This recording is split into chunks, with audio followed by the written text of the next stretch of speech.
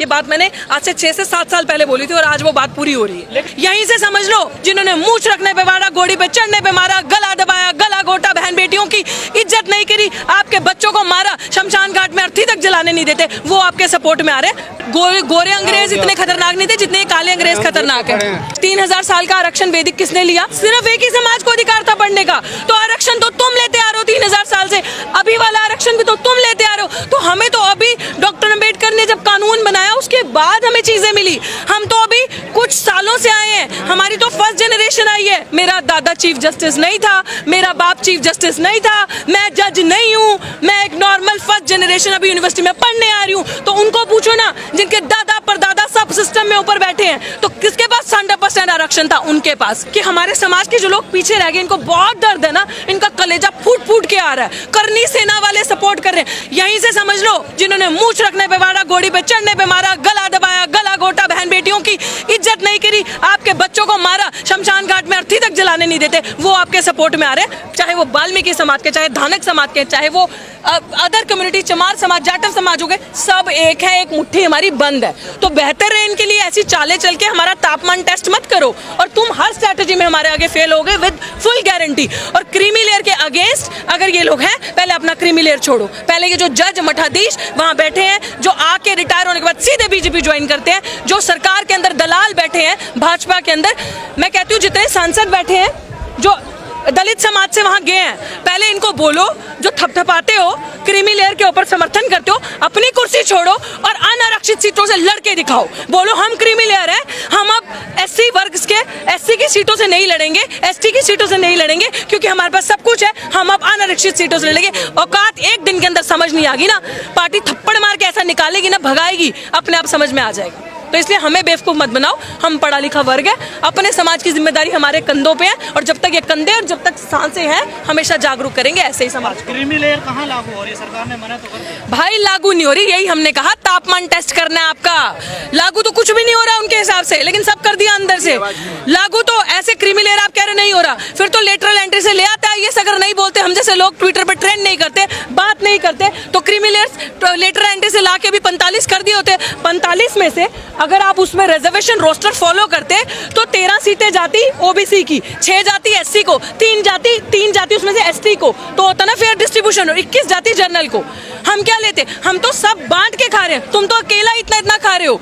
और हमें कहते हैं नॉट फाउंड सूटेबल, हमारे अंदर पोटेंशियल कैपेबिलिटी नजर नहीं आती। अगर आपके अंदर पोटेंशियल है ना, तो मैं आज आपको ये चीज बता दूं, जितने सरकारी कर्मचारी है ना, आज लोग कहते हैं कि प्राइवेट सेक्टर्स में आपको रिजर्वेशन मिलती है, नहीं मिलती ना, कहते हैं नहीं सरकारी कर्मचारी काम नहीं करते, प्राइवेट कर दो सब चीजों को, प्राइवेट वाले काम करेंगे। तो सरकारी में कौन बैठे हैं? सारे आपके ही तो बैठे हैं। एससी एसटी कहाँ है सरकारी में? ओबीसी कहाँ है इतना सरकारी में? तो इसका मतलब आप ही के लोग काम नहीं कर रहे ना, हम तो मेहनत कश हम काम कर रहे हैं, और हमें अब अपना हक छीनना आता है। 90% निकम्मे हैं क्या वो? मैंने निकम्मे नहीं कहा, लेकिन उनके अंदर पोटेंशियल नहीं है। सरकार तो कह रही है ना, सरकार कह रही है ना, सरकार कह रही है, मैं मानती हूँ, मैं कह रही हूँ उनके अंदर पोटेंशियल नहीं है। पोटेंशियल हमारे अंदर है, टैलेंट हमारे अंदर है, मैं इस चीज को कह रही हूँ, हमारे अंदर टैलेंट है। अगर पोटेंशियल हो, टैलेंट हो, तो आओ ना एग्जाम देके। हमारे आपको आरक्षण पे सवाल है, आओ ना एग्जाम देके, 2 एग्जाम पास करो अपनी मेहनत से। तुम्हें भी तो मिल गया ना ईडब्ल्यूएस, 50% से ज्यादा आरक्षण लेके घूम रहे हो ना भाई, हमने थोड़ी कहा। अभी आरक्षण का सवाल नहीं है, एक सेकंड ध्यान से सुनना इस बात को। 3000 साल का आरक्षण वैदिक किसने लिया? सिर्फ एक ही समाज को अधिकार था पढ़ने का। तो आरक्षण तो तुम लेते आ रहे हो 3000 साल से, अभी वाला आरक्षण भी तो तुम लेते आ रहे हो। तो हमें तो अभी डॉक्टर अम्बेडकर ने जब कानून बनाया उसके बाद हमें चीजें मिली। हम तो अभी कुछ सालों से आए हैं, हमारी तो फर्स्ट जनरेशन आई है। मैं बार बार ये बात बोलती हूँ, मेरा दादा चीफ जस्टिस नहीं था, मेरा बाप चीफ जस्टिस नहीं था, मैं जज नहीं हूँ, मैं एक नॉर्मल फर्स्ट जनरेशन अभी यूनिवर्सिटी में पढ़ने आ रही हूँ। तो उनको पूछो ना, जिनके दादा परदादा सब सिस्टम में ऊपर बैठे हैं, तो किसके पास 100% आरक्षण था? उनके पास। और 100% आरक्षण की मांग अब हम करेंगे, पूरा का पूरा आरक्षण हमें। और अगर इनको जस्टिस चाहिए, और ये बहुत हितैषी है हमारे समाज के, तो इनको मैं यही चीज बोलना चाहती हूँ कि हमारे समाज के जो लोग पीछे रह गए, इनको बहुत दर्द है ना, इनका कलेजा फूट फूट के आ रहा है। करनी सेना वाले सपोर्ट कर रहे हैं। यहीं से समझ लो कितना बड़ा आपके साथ अपराध होने वाला है।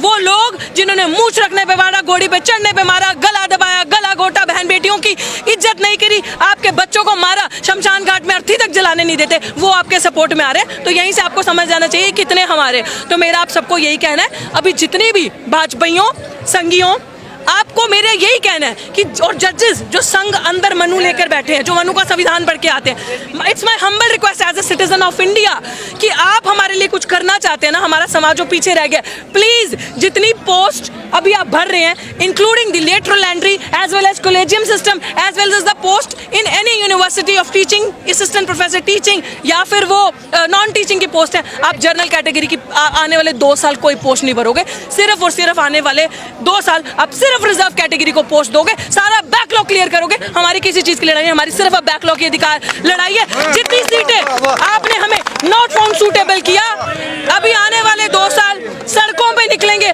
ऑल इंडिया मूवमेंट करेंगे, लड़ेंगे और कोई भी एक भी इंसान को जनरल कैटेगरी पे परमानेंट नहीं होने देंगे। अब हम अपनी सीटें लेके आएंगे, बताते हैं घर घर से एक एक शेड्यूल ट्राइब का, एक एक हमारे वाल्मीकि भाई को, दानक समाज के भाई को, चमार समाज के बच्चे को पढ़ा के स्कूल भेजना पड़ेगा, लेके जाना पड़ेगा। आओ पढ़ो, तुम्हारी नौकरी दिल्ली विश्वविद्यालय में वेट करिए, आओ पढ़ो जेएनयू में तुम्हारी नौकरी वेट करिए, वो सीट खाली रहेगी, तुम उन सीटों पे पढ़ाओगे नहीं, तुम उन सीटों को कब्जा नहीं करोगे। This is our right. और 85% अब तुम्हें बताएगा, 15% क्या, अब तो 15 भी नहीं रहे हैं अकॉर्डिंग टू बिहार सेंसस, तो अब तुम्हें हम बताएंगे 92.5% तुम्हें कैसे दिखाता है देश किसका है, मूलभूत चीजें किसकी हैं, हमारी हैं। और हम जैसे सुनो, क्लासिफिकेशन मतलब क्या है ना, हम जैसा युवा जो पढ़ लिख गया बोल रहा है ना आगे आके, इनका मुंह बंद करो, इनका मुंह तभी बंद होगा जब कब्र में जाएंगे, इनका मुंह से पहले बंद नहीं होगा, है दम तो करके दिखा दो। लेकिन बिहार में आंदोलनकारियों पे लाठीचार्ज हुआ है, उसको कैसे देखते हैं? वेरी शेमफुल, उन्होंने जो किया वो, उसमें भी आई एम श्योर अंदर कोई मनुवादी बैठा होगा अफसर, जिससे बर्दाश्त नहीं हो रहा होगा